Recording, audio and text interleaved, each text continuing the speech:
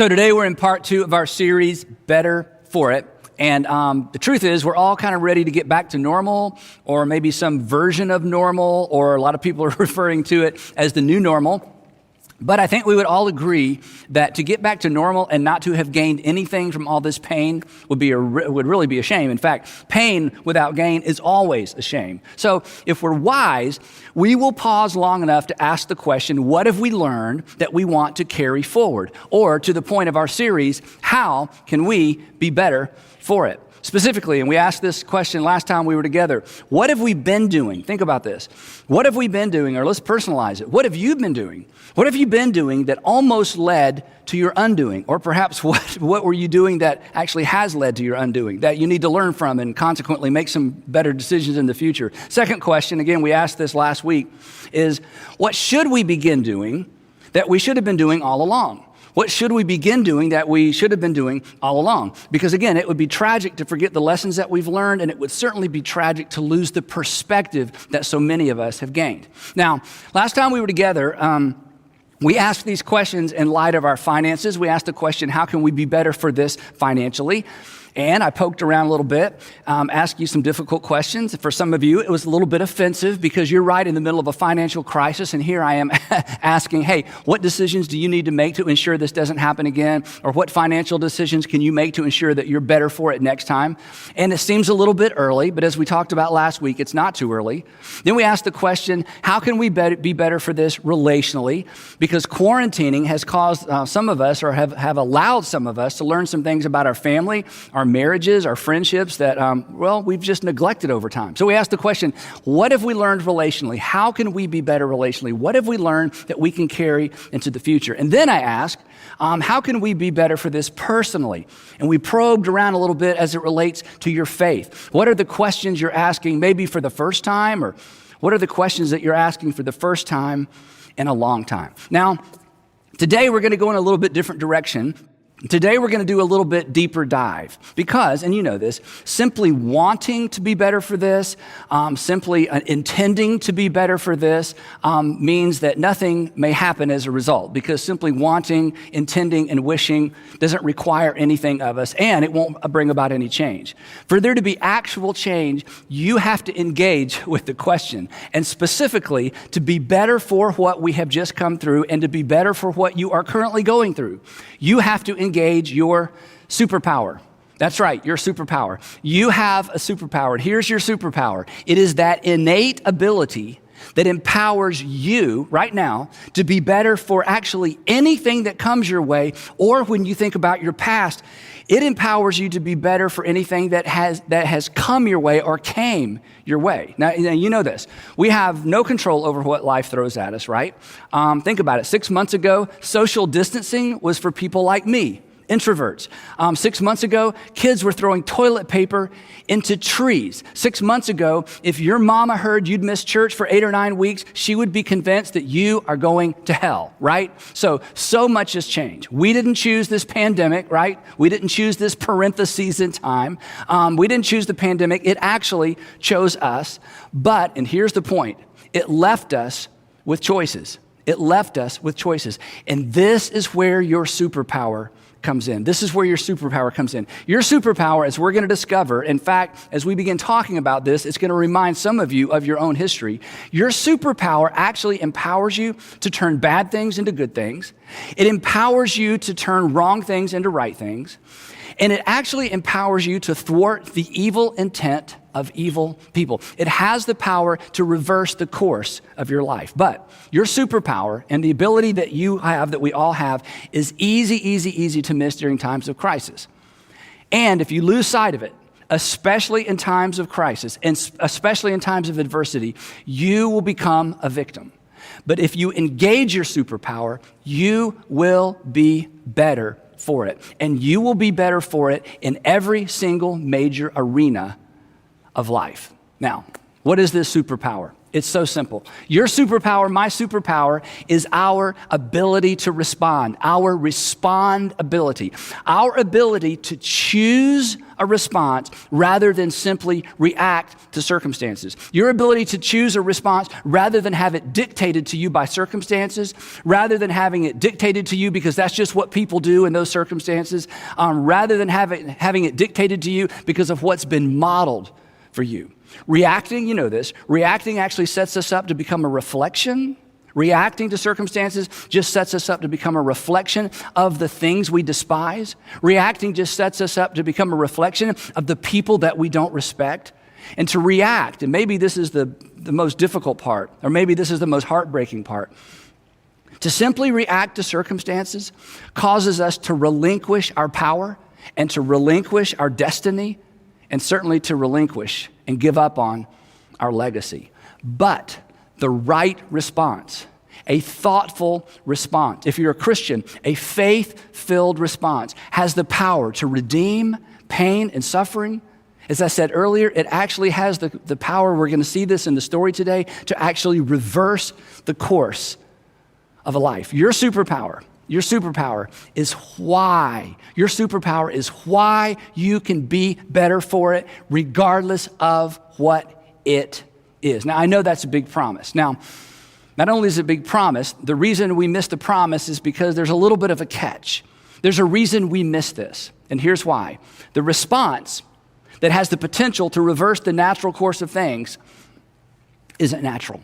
The response that has the potential to reverse the natural course of things isn't natural. The catalytic response, the response that has the power to turn things around in a life, or as we're going to see today, in a family or even a nation, the response that has the potential to turn things around is not the intuitive response. And this is why we miss it.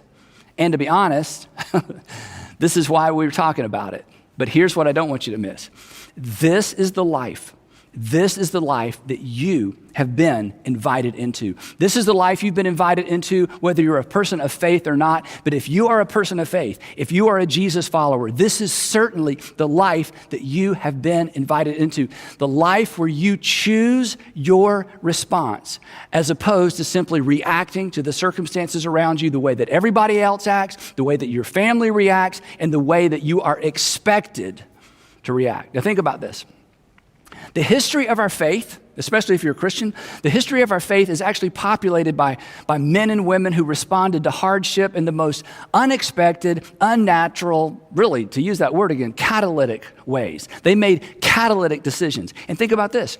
At the epicenter of our faith, if you're a Christian, at the epicenter of our faith stands a man who, think about it, who surrendered to his enemies, who chose not to defend himself at his trial, and chose not to save himself, and as a result, saved others. He saved you, saved me. The point being this: never, ever, ever, never, ever underestimate the power of a measured response. Never underestimate the power of a measured response. Now, for the next couple of weeks, we're going to talk about one biblical character that modeled this in a remarkable way. And part of what makes this story so remarkable is that he modeled this for over 20 years. In fact, the story spans about 30 years. And the conclusion of the story actually illustrates the sanity-preserving, course-reversing power of a measured response. And as soon as I read the end of the story, because we're going to begin at the end, as soon as I read the end, most of you are going to know the entire story. So I want to ask you to do me and to do you a favor. As we jump into this story together, I want you to try mentally and emotionally not to rush to the end of the story, because the story of this young man's life intersects with our lives in many ways, but there are two ways in particular it intersects with our lives, and I don't want us to miss it. And the problem with knowing the end of the story is that we kind of extract ourselves from the story and we miss the point of the story. So here's how this really epic story ends. It ends with the hero of the story making this statement. He says this: "You intended to harm me. You intended to harm me." And the you in the story, and especially if you know the story, the you in the story in that moment were the power brokers. The odds were in their favor. They held all the cards. The cards were completely stacked against the hero in the story. They had evil in their hearts. In fact, as we read the story together, or as you remember the story, you'll remember they created circumstances, and perhaps you can relate to this. They created circumstances that generally transform victims into perpetrators. They created a set of circumstances that generally cause the innocent to take on the characteristics and the character of the guilty. But not this time. Not this time. The hero says, you intended to harm me, but God intended it for good. And God's intentions in this story became a reality through one young man's catalytic, unexpected responses to circumstances we cannot even begin to imagine. Responses, this is so important, none of which seemed to matter at the time, and no single response made any visible, noticeable, practical difference at the time. But every single one of his responses, when taken together, were critical to the unfolding story of your faith and mine. Now, you know the story, but here's the backstory of one of the greatest stories ever told. About 2000 BC, God wades into the mess of this sinful world by calling out a man named Abram that we know as Abraham. And he says to Abraham, I want you to leave everything you know because I'm going to start over. And you are going to become the father of many nations. And through one of those nations, I, God, am going to bless the entire world. And if you know the story, eventually Abraham has a son. His name is Isaac. And Isaac has a son, and his name is Jacob. And Jacob has 12 sons, which would eventually become the 12 tribes of Israel, the nation of Israel. But this entire enterprise would dangle by the thread. This is amazing. This entire enterprise would dangle by the thread of a series of catalytic responses by one of Jacob's sons. And of course, his name is Joseph. Joseph was Jacob's favorite son by Jacob's favorite wife, which is kind of a story in and of itself. But because he was the favorite son and because he was the favored son, his 10 older brothers did not like Joseph. Now, and part of the reason was this. From time to time, Jacob sort of protected Joseph from the brothers, but from time to time, he would send Joseph out to check on his brothers to see how they were doing. And from time to time, he would come back with a not so favorable report.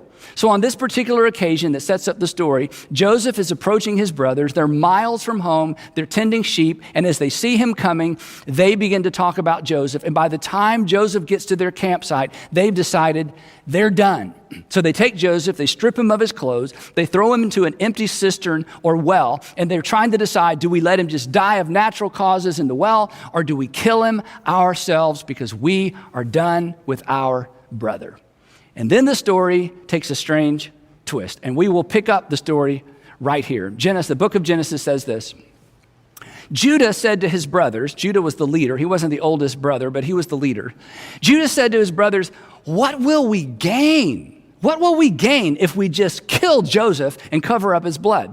Let's profit on this. Come, let us sell him to the Ishmaelites, slave traders, and not lay our hands on him. After all, and it's like there's just a little thread of mercy that sneaks into the story. After all, he is our brother. He is our own flesh and blood. So as you know, they sell Joseph to slave traders. They lie to their father, Jacob. They say Joseph was killed by a wild animal, and they break their father's heart. The story continues.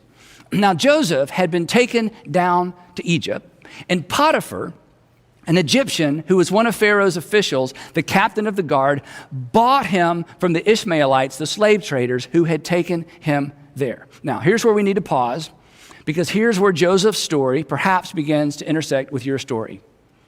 Nobody is looking for Joseph. Nobody is looking for him, and worse, nobody is looking out for him.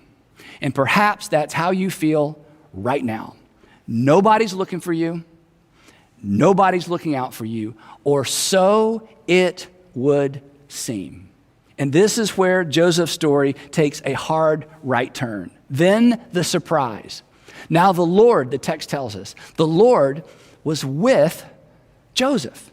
Again, we need to pause because This creates a problem for some versions of faith. This creates a problem with some versions of Christianity. In fact, this may be the reason you left faith. This may be the reason you left your Christian faith specifically, because of suffering in the world. Maybe not even just suffering in the world, maybe suffering in your family, maybe your own suffering. And you just could not reconcile, and I get it. You could not reconcile the idea of a good, loving God with pain and suffering in the world, or maybe pain and suffering in your world.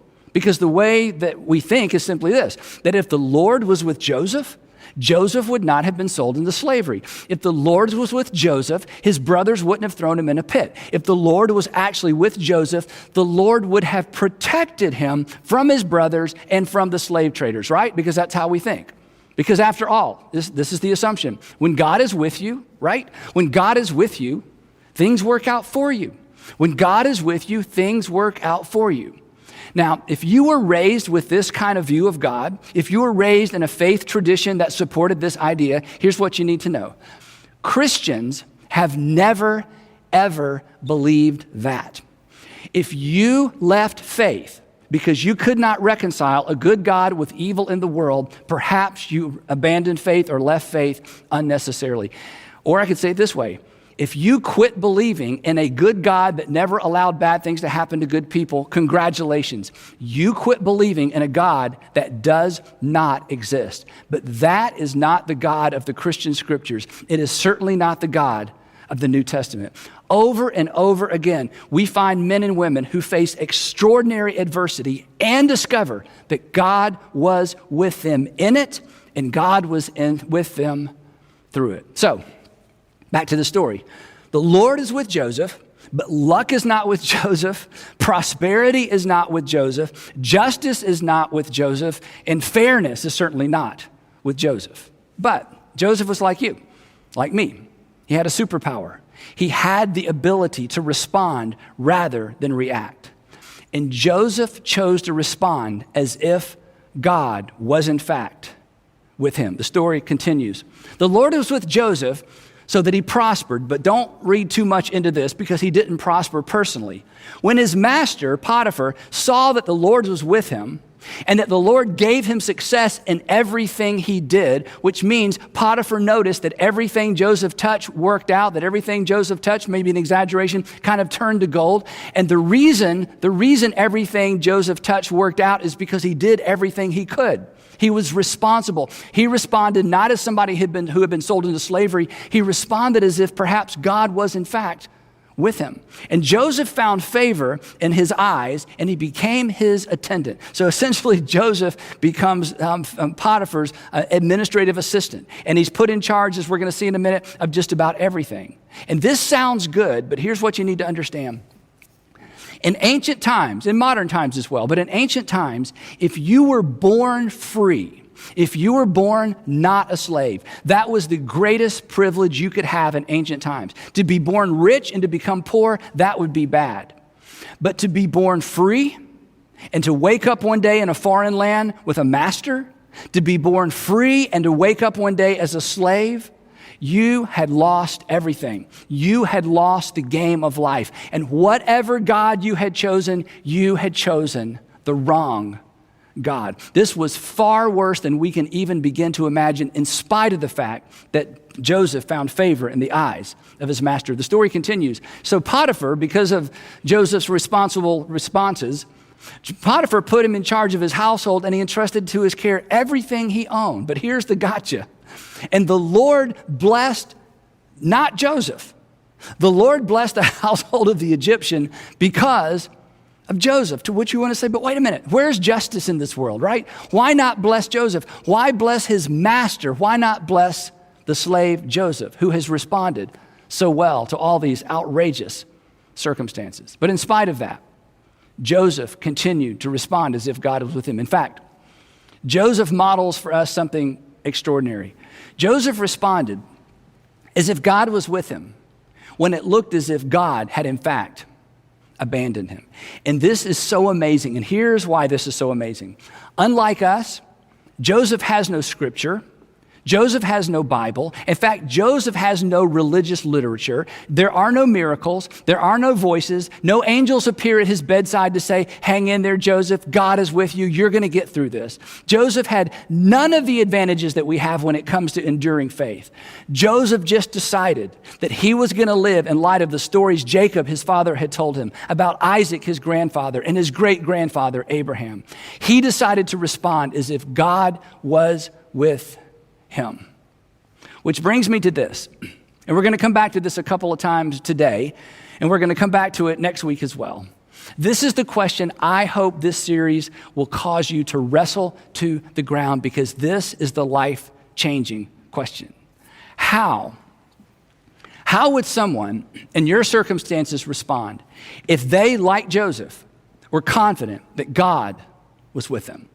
How would someone in your circumstances respond? I'm not asking you to do anything. I'm not asking you to respond. I'm just asking you to think about this question. How would someone who is like you, who found themselves in circumstances like your circumstances, respond if, like Joseph, they were absolutely confident that God was with them? And when I say circumstances, it may mean your entire life circumstance, or it may be a particular area that you're going through right now where there's adversity, maybe with family or finances or a job or a relationship. How would someone who is you respond if they were absolutely confident that God was with them, that God was up to something, that there was more going on than meets the eye? And the reason this is such an important question is that your answer to this question is your invitation to exercise your superpower. It's your invitation to respond rather than react. Again, never underestimate the power of a measured response. Again, you have no idea what hangs in the balance of your decision to respond rather than react to events and circumstances that you didn't choose. Now, if you know this story, you'll remember what happens next. It doesn't get better, it gets worse. And not only does it get worse, it gets ridiculously more complicated. Because what happens next, Joseph finds himself in a no-win situation, that regardless of which way he responds, there's no way out. Here's what happened. You'll remember this. Now, Joseph was well-built and handsome. And this is when the soundtrack changes, right? Now, Joseph was well-built and handsome, and after a while, his master, Potiphar's wife, took notice of Joseph and said, "Come to bed with me." Now, understand, this was not seduction. This was an order. This was not a request. This was a command. Joseph belongs to her. He is her property. And now he's in a no-win situation. If he rejects the request of his master, he'll be punished. If he says yes and Potiphar finds out, he'll be punished. All of this responding well, all of this responding in such a way as to set him up to be blessed by God clearly was a waste of time. It wasn't working. And now Joseph certainly begins to feel the way we do when we've done everything we know to do right and nothing seems to work out right. And we begin to ask those questions. Why care, right? Why even try? In Joseph's case, there is no potential for a happy ending. Not only will he not be better for it, he knows he will probably be dead for it. But in spite of that, Joseph deploys his superpower. And the text says that he refused. And here's what he told Potiphar's wife. He said, "With me in charge, my master does not concern himself with anything in the house. Everything he owns, he has entrusted to my care." And then he shifts gears just a little bit. No one is greater in this house than I am. My master has withheld nothing from me except you. Because, by the way, you are his wife. But then the shocking, unexpected, who does that part of his response. Listen to this. And he says, "How could I do such a wicked thing and sin against God?" How could I do such a wicked thing and sin against God? Wait, Joseph. We talking about the same God? The God that's responsible for your oh so impressive resume. Joseph, let's just review your resume real quick. Joseph Jacobson, kidnapped once, sold twice. This is the God you're going to remain faithful to. The God who hasn't done anything good for you lately, that God. Potiphar's wife is relentless. She comes back to him time after time. Finally, not only does he resist, he refuses to even be in the room with her. And eventually she's offended. And eventually she's shamed. And she accuses Joseph of doing the very thing he refused to do. She accuses him of trying to rape her. When Potiphar finds out, he has no choice but to throw Joseph in prison. Here's what the text says. Joseph's master, Potiphar, took him after his wife's accusation and put him in prison, the place where the king's prisoners were confined. Now think about this. I know your circumstances are tough, or maybe you're facing some really tough circumstances, but let me just put Joseph's circumstances in context for a minute. Now Joseph will pay for the crime he avoided because he avoided it. Think about that. Now he's going to pay for the very crime he avoided. And why is he paying for it? Because he did the right thing, because he avoided it. And now he has to update his resume, and it looks like this. Joseph Jacobson, kidnapped once, sold twice.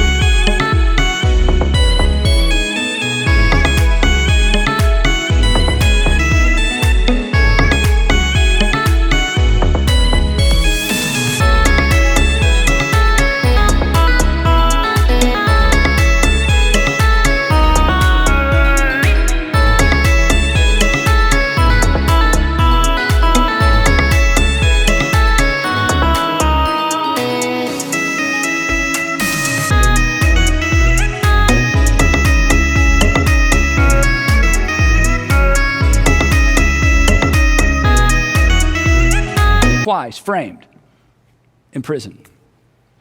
The point being that bad things have been happening to good people for a very long time, even people that God is with.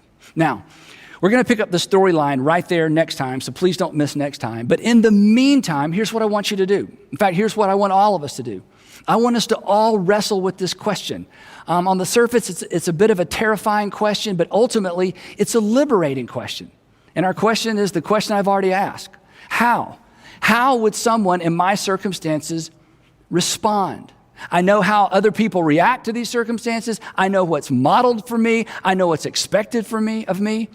But how would someone like Joseph, how would someone respond in my circumstances if they were confident, if they were sure that God was with them, that God is up to something, that there's something that God is up to that hinges on my response, that hinges on my decision not to react, but to respond as if God is with me. Again, your answer to this question is an invitation. Your answer to this question is your invitation to exercise in that area of life your superpower, your respond ability. And I'm confident of this even though I don't know your story.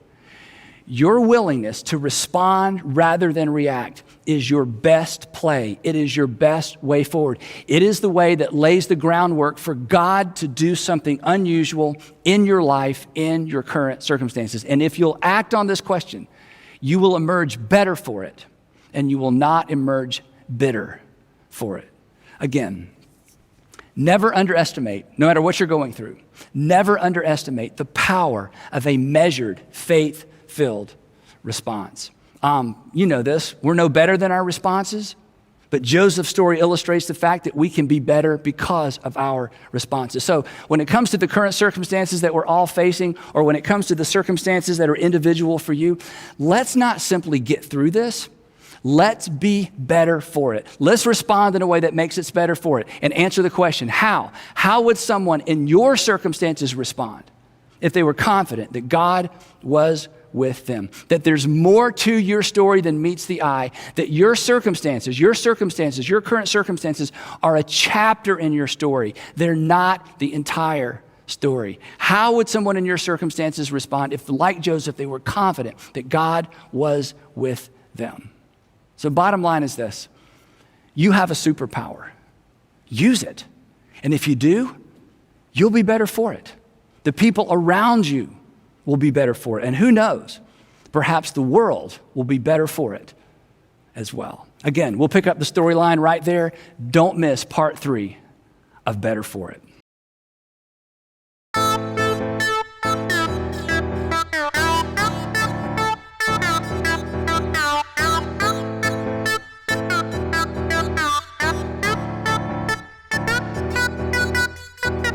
pretty baby in the high heel on.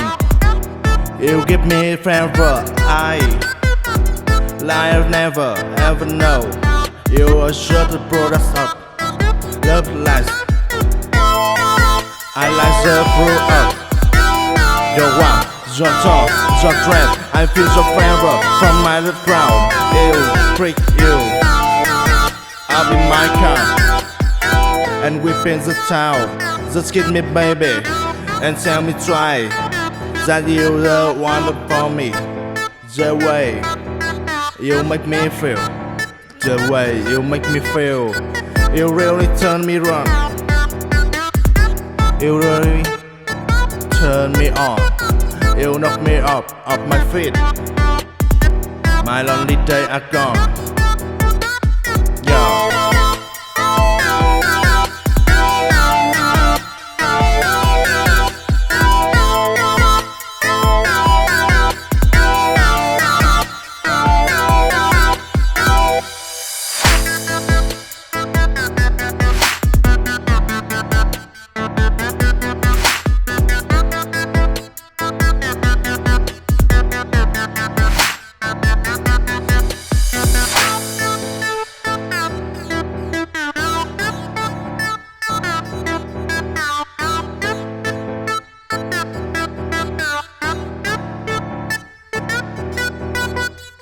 Hey, pretty baby in the high heel on. You give me favor, I like never ever know. You are sure the products of love lies. I like the fruit of your walk, your talk, your dress. I feel your favor from my left ground. You freak you. I'll be my car and whip in the town. Just kiss me baby and tell me try that you the one for me. The way you make me feel, the way you make me feel, you really turn me on. You really turn me on. You knock me off my feet. My lonely days are gone. Yeah.